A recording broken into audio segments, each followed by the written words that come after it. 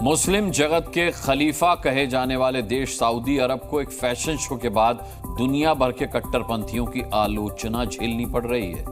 जिनकी आवाज कभी सऊदी अरब के सामने निकलती तक नहीं थी, वो भी सऊदी के क्राउन प्रिंस को पानी पी पी कर कोस रहे हैं। आरोप तो यहां तक लग रहे हैं कि मोहम्मद बिन सलमान ने इस्लाम का अपमान किया है। लेकिन इस फैशन शो में ऐसा क्या हुआ कि इस्लाम जगत में हल्ला मच गया?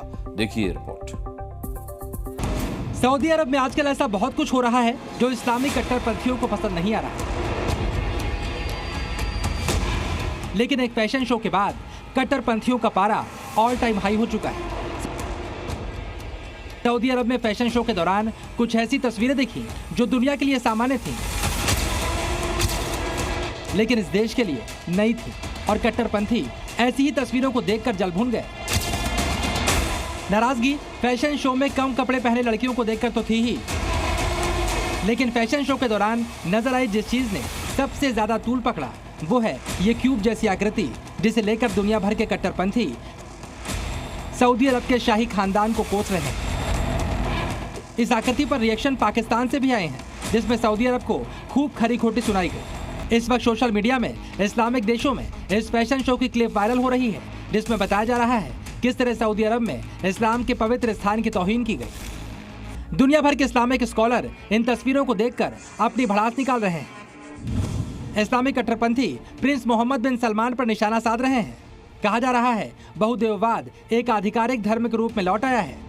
इस फैशन शो को कट्टरपंथियों ने बुत परस्ती की प्रथा भी बताया है और इस्लामी जगत में भ्रष्टाचार और मूल्यों की गिरावट का संकेत कहा है। कट्टरपंथियों ने यह भी कहा है कि सऊदी प्रिंस ने इस्लाम के साथ विश्वासघात किया है।